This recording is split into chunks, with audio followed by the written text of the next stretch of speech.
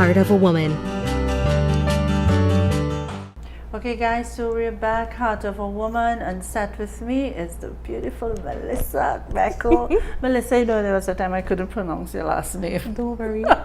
It's not you alone. It's Agbeko. It's Agbeko. It's a strange G sound that I myself can't even pronounce. It's only when I hear a Ghanaian or a Nigerian pronounce it, I said, yes, that's it. Agbeko. Agbeko, yes. Okay, all right. Right, so before we went to break, we were talking about how delicious food tastes, Yes. with all the additives and MSGs and all those stuff. And before we talk, we were going to touch on plant-based foods, and you agreed with me that when we have the macaroni pie and the fried rice and the callaloo and all those things for our Sunday meal, Yes. how we have the ethnic fatigue. Oh, definitely. And it's a joke, it's a way of life, it's we serious accept thing. it, it's a serious thing, but those things have side effects. Correct. Before we talk about the plant-based foods, let's talk about how foods affect your mood.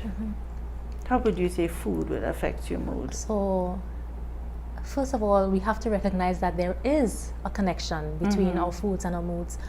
When you eat live things, Right. you find that you feel energetic, your mood is more pleasant, and it has a positive side So when effects. you say live, you So talk plant-based foods again. plant-based foods, right? As okay. opposed to when we eat something that is dead. And that's the truth.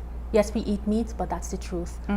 Meat is dead, you know, and I always believe that the conditions under which the animal was reared Right. and the vibrations around the death or the demise of the animal, that fear that they feel before they're actually slaughtered, I believe it goes into the meat and it's infused in the meat. So when you hear somebody making a comment that you're behaving hoggish, you've almost taken on the characteristics of the animal that you've eaten. I'm just making this connection. This is what I've seen. You know, you find that people we are a meat mouth society. We eat a lot of meat, and I find that it's translated into how aggressive we are sometimes, how we speak. You know, we just have to be mindful of how our foods affect us, Right. as opposed to somebody maybe who maybe eats more of a plant-based diet.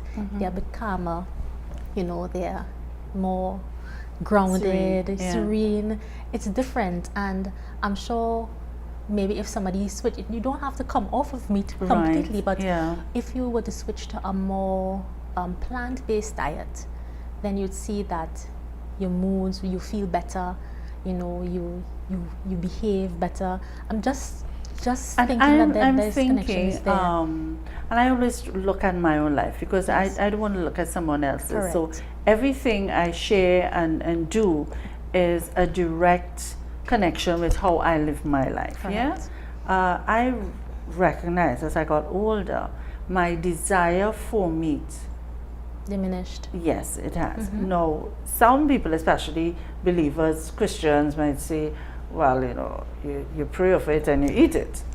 If it works for you, fine. That's fine. We're not saying that be vegetarian. No. We're not saying be vegan.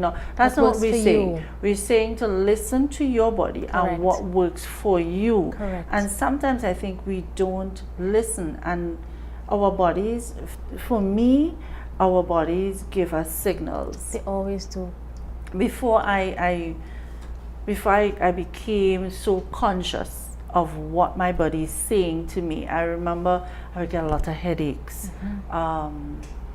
really bad moods, you know, and we blame each other. We blame it and say, well, you know, I'm in a bad mood today.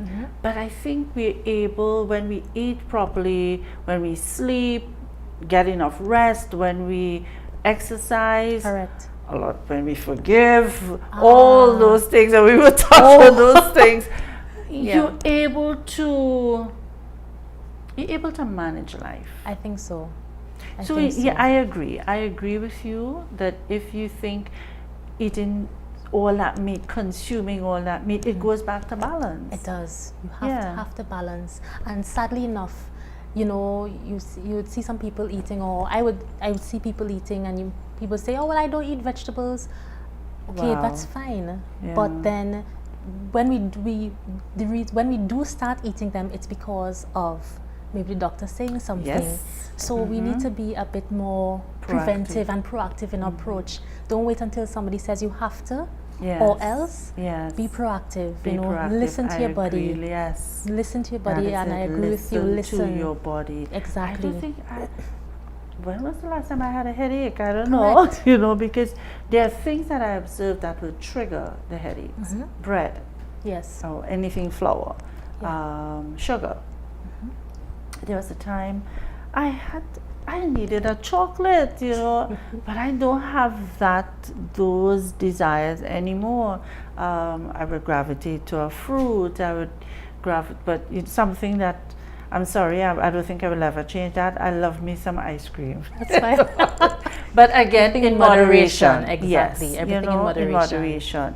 So I think, as we're saying, or we both agree, listening to your body. So when you talk about plant-based diet, explain to our listeners, and our viewers. We don't want them to think, well, gosh, just greens. What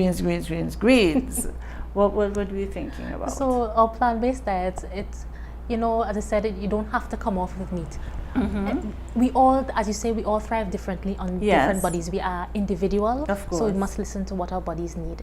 So plant-based would include our beans, our legumes, Right. our peas. Yes. It would include our greens, you know, avocados and so on. So incorporating more of that.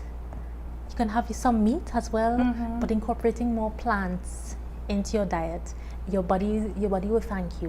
We are And eating living yes, foods. of course. You know, someone was saying to me, but I can't have, what do I have for breakfast? You know, that's an issue. What do I have for breakfast? I can't, I have to have bread. So I suggested, why not try cassava? Exactly.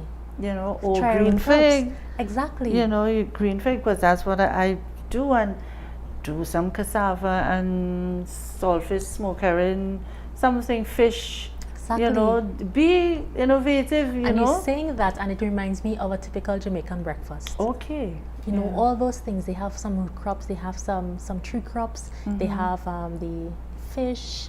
If it's bami, which is cassava based, they have that. You know, and it's a wholesome breakfast. Yeah. I'm thinking that's why the athletes do so well. So well. And Yes.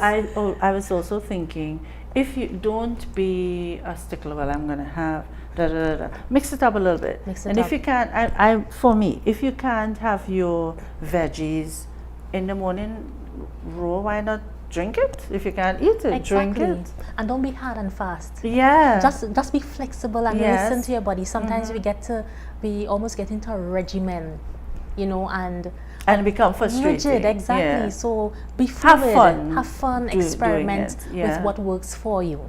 And I also believe, Melissa, that we have a lot of fruits Oh, we do. that we can use here. We do. Do you believe in not mixing fruits? Like somebody said, don't mix bananas and pineapple. I'm guessing it depends on how you feel after having done it. Right. You know, maybe sugar content of one may affect the other.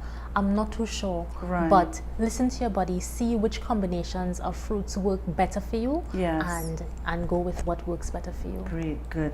So guys, it's just balance. We're not saying cut the meat out. No, I eat meat. I eat meat as well, but you know, when I see big chunks of meat, I feel really sick. As do But I. you know, I just need a small piece. Yeah.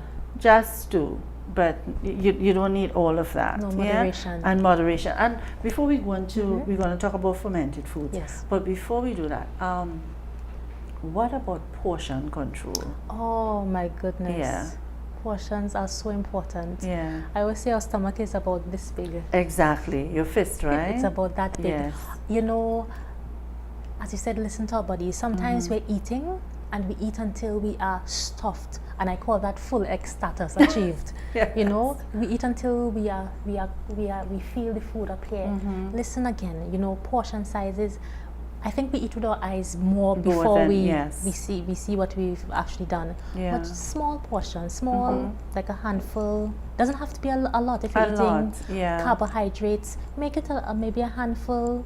Or if you look at your plate, if you were to see a plate and you divide it in 4 portions, half of your plate should be greens or Greens, plant-based. A quarter of it should be your protein, and the rest will be carbohydrates, and not carbohydrates most of the plate, which is what we tend to do. You know, we Yeah. have rice at And- one meal, pie, potato salad. There's no Yeah. green in the salad, but There's it's a no green. salad. I was even looking at, so people say, well, I have callaloo, Yes. but how are you making this callaloo? So the callaloo started out with this beautiful green veggie, yeah? This beautiful green bush. And then you have okras and your pumpkin and everything.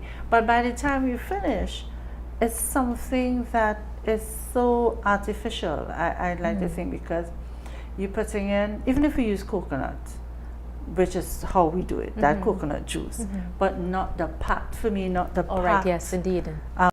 powder, because if you check the labels, and that's something we don't do as well, what is going on with that. Correct. So I think we need to be careful, and even the salt content, Yes. those are things that we need to really look at. Very yeah? well. It is true. It is Yeah. true. So yes, have your callaloo, but be careful how you make it. It can be a meal which is very nourishing, and it can be something that is very detrimental as well, depending on Exactly. how you cook it and Yes. prepare Yeah. it. So yeah. it's about knowing So what's. before we go to break, we have about 2 minutes. I really want us to start talking about fermented foods, but I think I'll wait till we go to break and come back to that. So we spoke about portion control. Something that my grandmother always spoke about was the way we would chew our food. Oh, my and that's word. something we don't think about, because we sit in front of the television or the computer or devices, phones, and I have one daughter in particular, put the phone down when you eat, Yeah. because I think food needs to be enjoyed, You're so correct. enjoyed, and chewing is part of that as well. It is. Yeah. It's so important. Chewing is designed to break your food into smaller parts. When we cut and we swallow our food, Swallow food. when we Yeah. do that, it puts pressure on our stomachs to try now to break this food which has not been properly masticated or chewed. So that chewing action and being fully present with your food, actually tasting what the food tastes like, you know, it's so important. Many of us, after having consumed a meal, we can't even remember what we ate because we were looking, maybe we were focused on the television, or we were busy talking or doing something, but being present and fully enjoying the experience of having your meal will do so much for you. And not thinking that we're eating to eat, No, but thinking that to you're nourish. nourishing this machine that, you know. Correct. And that's how I think of my body. It's a machine It is, and we that must. I need to take care of in order to take me to my destiny. If I don't do that, well. So we're taking a break, guys. We'll be right back. Heart of a Woman